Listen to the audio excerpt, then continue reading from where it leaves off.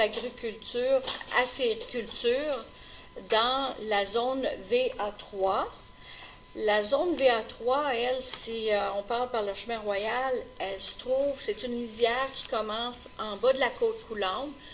C'est une lisière qui longe le fleuve, qui englobe tout le secteur développement de Côte-Saint-Patrick et qui s'arrête au bout de la côte Saint-Patrice.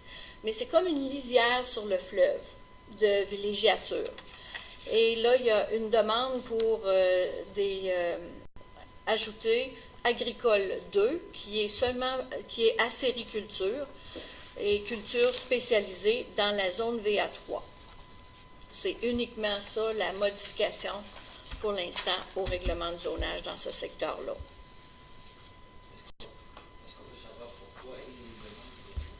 C'est parce qu'ils veulent opérer une cabane à sucre familiale et recevoir des petits groupes dans cette cabane à sucre familiale. C'est dans le secteur de la côte, pas tellement loin de la côte Coulombe. C'est vraiment à l'ouest. Non, pas du tout. Non. Vous dites que tout est agricole partout, on a de la misère, puis les autres ont de la misère à l'avoir agricole. C'est parce que cette zone VA3, là, ils ne l'avaient pas dedans. Il n'y a pas mis agricole. Non. Puis ailleurs, si on a toutes les misères du monde, tout est agricole partout, il n'y a pas un coup s'il n'était pas. C'est parce que c'est une partie de l'eau agricole, mais qui est dans la zone de villégiature. Puis dans la zone de villégiature qui touche la partie sud de cette ferme-là, ça ne doit pas être le CPTAQ qui s'oppose, parce qu'il n'y aura pas de problème là-dessus. Non.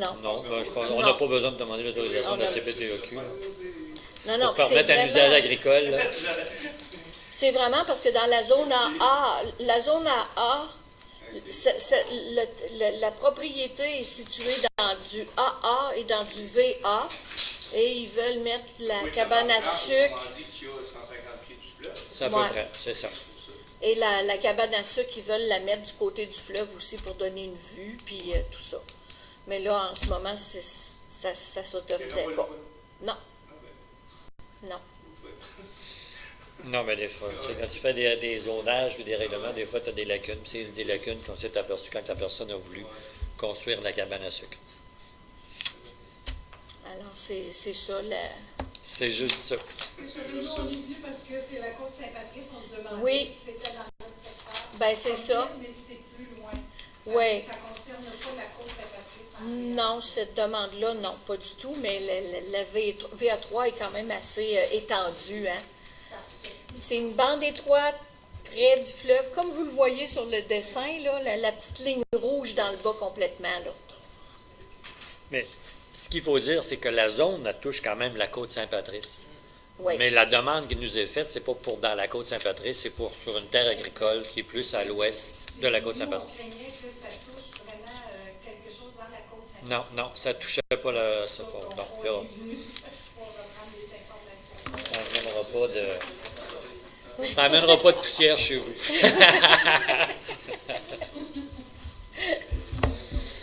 C'est ça. En tout cas, si vous avez d'autres questions, on a encore 20 minutes pour vous répondre. Est-ce que je peux poser une question en dehors de ça? Oui, on est. On va faire moins tantôt. Quand quelqu'un a un permis pour bâtir une maison, Oui. il a combien de temps pour finir le revêtement extérieur de la maison et d'aménager correctement le terrain? Est-ce que c'est 3 ans, 5 ans? Pour l'aménagement du terrain, il n'y a pas de limite. Il n'y a pas de limite. Non. Puis normalement, nos permis sont émis pour une construction neuve, c'est 1 an et demi. 18 mois. Par contre, on a certains autres permis qui sont émis seulement pour 3 mois. Mais vraiment, pour une construction neuve, ils émettent le permis pour 1 an et demi en tout. Parce que si la maison n'est pas terminée. Non. Débuter les travaux, surtout que tu avais le permis, tu avais 1 an et demi pour débuter les travaux. Non, pour les terminer.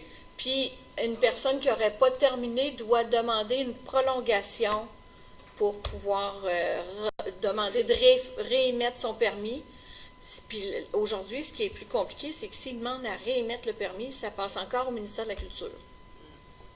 Même pour un renouvellement du permis.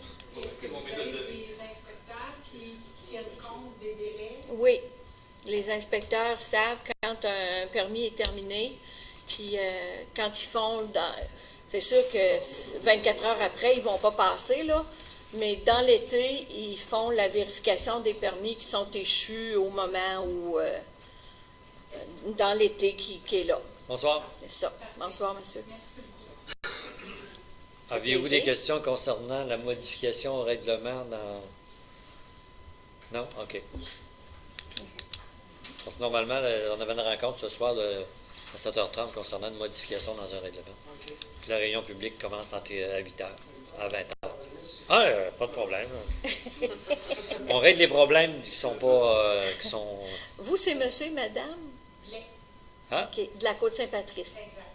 OK. Ben, je vous remercie beaucoup. Fait que nous, on va y aller. Ah! Ça me fait plaisir. La vie municipale vous intéresse pas plus que ça! Non, mais le show commence à 8h. Inspecteur de spectacle.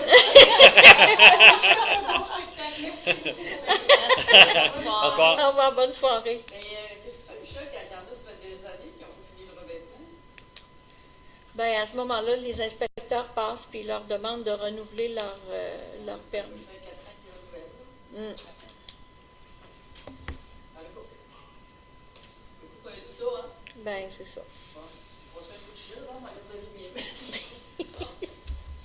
Je vais aller refaire mes photocopies. J'ai oublié mes photocopies pour le public. Les petites factures, espérons que ça